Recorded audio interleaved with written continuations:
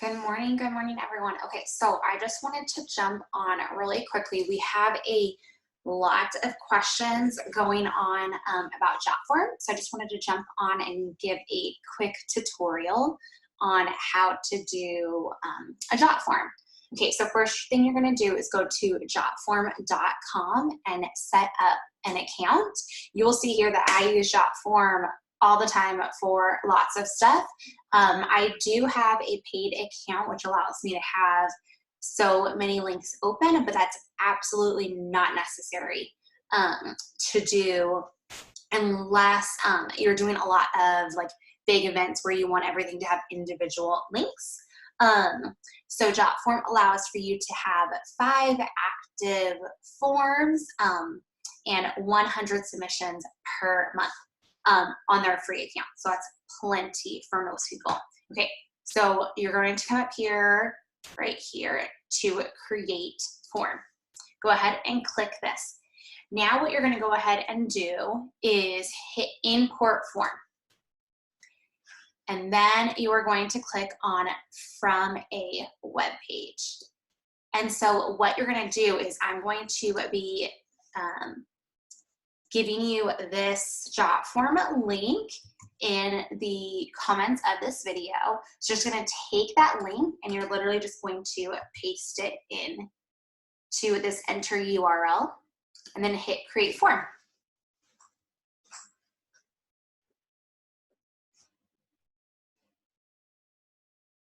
So you should be seeing in your account something that looks like this, where it says clone of, and then whatever the form was named at the time that you created it. So what you're going to want to do is come in and edit this. So let's just say that if I was going to be editing it, it would just say, Jessica Watterson, order form spring 2020. I like to be able to keep this part up just to be able to let people know, that it is a seasonal thing. So now you're going to go through and just really make this form yours. I want to make sure that if anybody is using JotForm, please go through every single piece and make sure that it applies to you and your business. Just because I do something doesn't mean, that it's something that you want to do for you and your business. So I want to make sure that you truly do make this your own. So JotForm is extremely easy to be able to edit and create once you kind of know where things are. So the first thing you're going to want to do is either replace this logo banner or just remove it all together if you don't have something that you can put in there. Something that I am truly trying to remember, especially nowadays, is it doesn't have to be perfect to be powerful. So if you don't have the ability to quickly make a banner right here, I personally use Canva. If you don't have the ability to just quickly whip something up in a matter of less than 5 minutes, then just go ahead and remove this part right now. It isn't necessary, and it's not something that you need to be spending a ton of time on right now to get it to work. So you can see all I do, to edit this, is I literally just click the section. So you can either remove or you can remove it and then add your own. And so I'm just gonna go ahead and I'll just go ahead and put my team one up there for right now. So you'll see sometimes when you put them in, you'll see that they're really small. I like to change this width. I'm pretty sure it's 690. And then I always just do center in case it's off a little bit, just to be able to get this to fill up. Okay, so next we're gonna wanna do is just go through and click on each section and edit it as you see fit. I personally use the AMI app, the AMI app, to do all of my invoicing, which is how I am able to send an invoice link out and have people pick how they would like to pay. If that's not something that you're using, just go ahead and update it. If you invoice via Square, then just let people know at that point in time. One thing that I really like that I recently added to this form is letting them know that items purchased that are on back order will ship separately once they come back in stock. So given where we're at currently with out of stocks on the website, I like to be able to do this because it keeps customers being able to purchase it when they're ready. So like if they're ready to order it right now and they just want it to ship at a later date, they're able to do that. Or they can make the choice to say, you know, I don't want anything that's not in stock. And so then they can just contact me directly. Okay, so again, you're just gonna come over here to properties and you can make any changes. You can also just click right here and edit text directly in here, however you'd like to do. Same with pictures. If you want to remove any of these, I always like to have the top being the most recent sets. So a lot of times that means it's our foundation set, or if we have, you know, a holiday collection or a smaller, you know, collection, I like to put those at the top.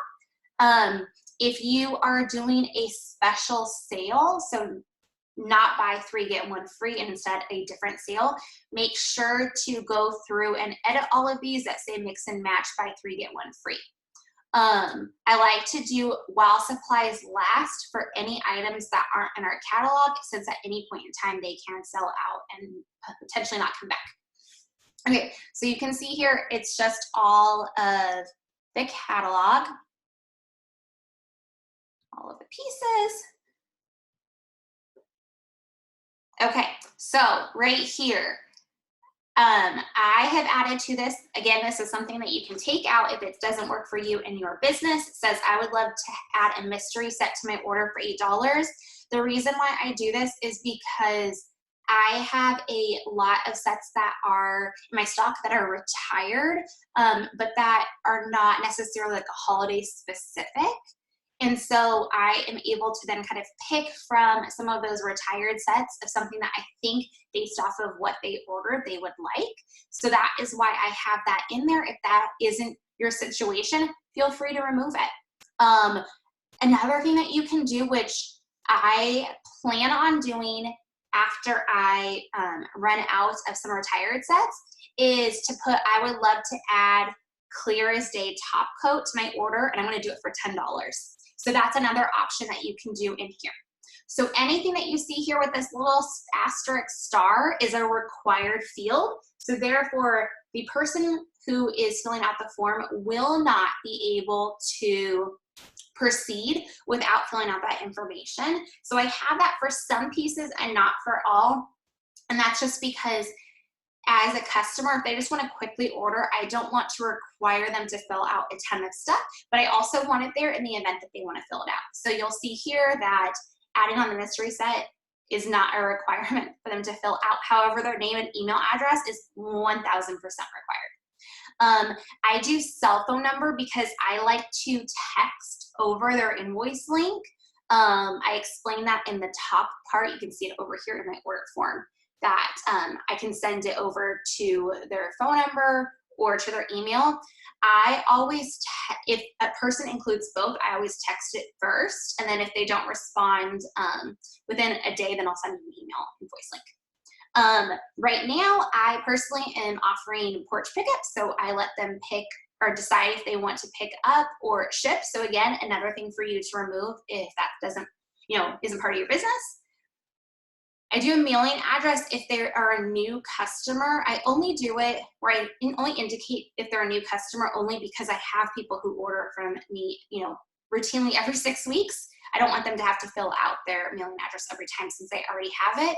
If somebody skips this because it's not a required field and I end up needing it, I have their contact information, you know, based off of, you know, at least these 2 lines, so I can contact them, but I've never had that happen. I love, love, love to add this. Who can I thank for referring you over?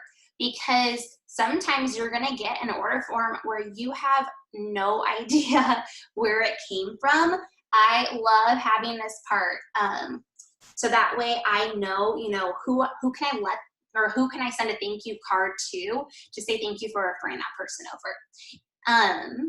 And I'll get back to parties as soon as I'm done with this part. Notes to just, this is just if they have any notes for me, or also if they, it says it here in the top where you can see, if they would like more than one of a certain style, I just ask them to let me know in the notes to just section. So it'll just put right here, like I would like Seattle Royale 2. I asked them if they would like have any more information about earning extra money with Color Street, or, you know, essentially hosting a party. Both of these are not required questions, but a lot of people do fill them out, and it is extremely helpful to kind of know. Maybe somebody, you know, clicks saying that they would like to earn free product, and they're a brand new customer. Now you kind of know going into it that, you know, to talk to them about hosting. And then I do have this required currently. If our out of stock situation isn't something that's really happening, I will probably remove this, but it just says that I understand that back order will ship separately once they have come in. And then they literally click here to submit for invoice. You can go through if you really want to properties, and you can kind of change, like, what does the style of this button look like, just to kind of fit your brand, your likes. So then what you're going to do is go over to settings, and you want to change a couple of things in here. So whatever this title is right here is what this title right here says. If you are doing this for a particular sale, I would highly suggest using this where you can disable on a certain date. If you're doing it to where it's like for the next 15 people, you can do it with a submission limit. But I would definitely disable if you're doing it for a sale after the sale ends, because you don't want somebody to be able to view the form and then be upset that the sale is over. Okay, so then the only other thing, you can go through all of these. There's, you know, a mobile app that you can get notifications on your cell phone. You can go through all of these, but the main one is to make sure that this looks right. And then emails. You want to make sure that you look in here and make sure, recipients, make sure that this is the email that you want your notifications to go to. So when somebody fills out a form, they're gonna send you an email. And that's how you're gonna know that a form has been filled out. You're going to want to make sure that this is a correct email address and the email address that you want it to go to. The other thing that's really nice is that you can change what this subject line is.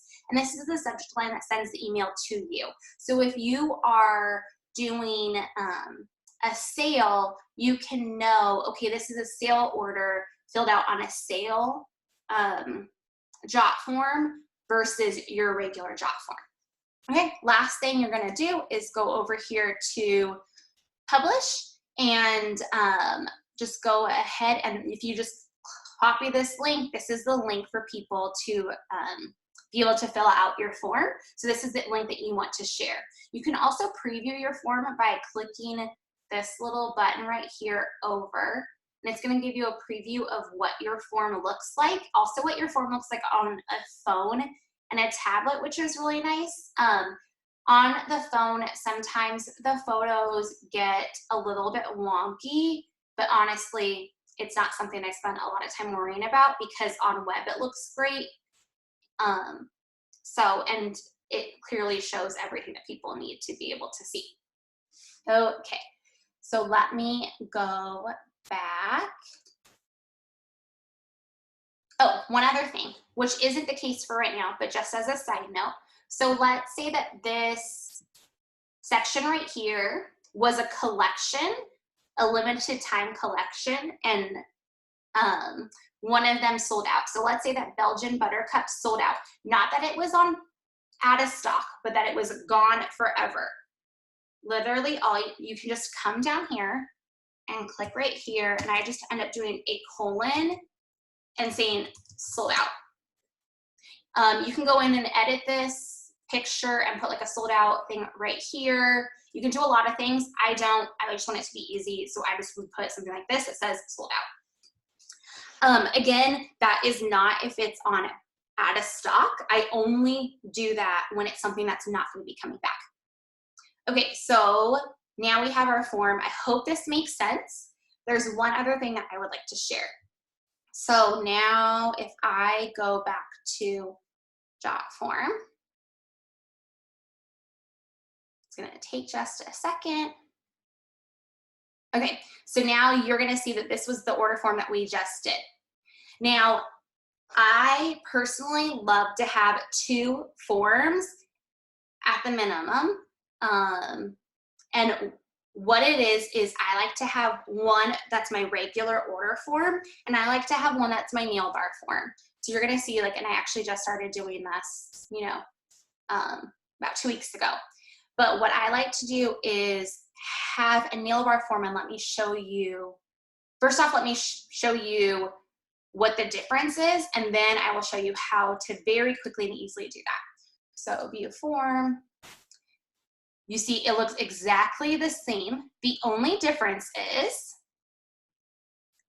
that I added right here, instead of saying who referred you over, I said who is your nail bar host, and they can select right here from the options. Now, how you do something like this is, let me go back to the edit. That was viewing it. Now you can go to edit form.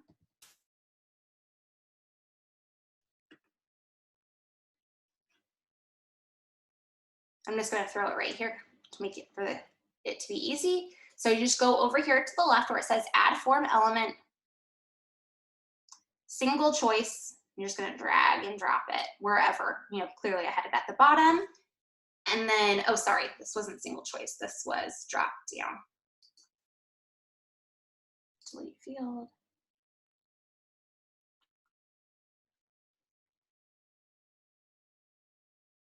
Drop down.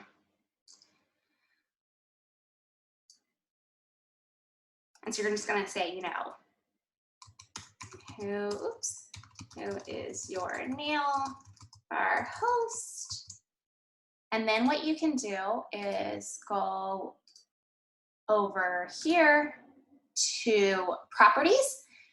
You can go over here to options. You can pick all of the people. So host A, host B, host C. And then in general, I'm going to make this required. Okay, so now when we preview form,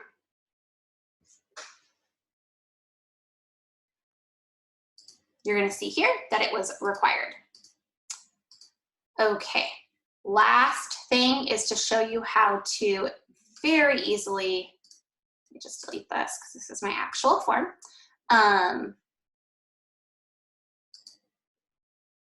Let me go over here.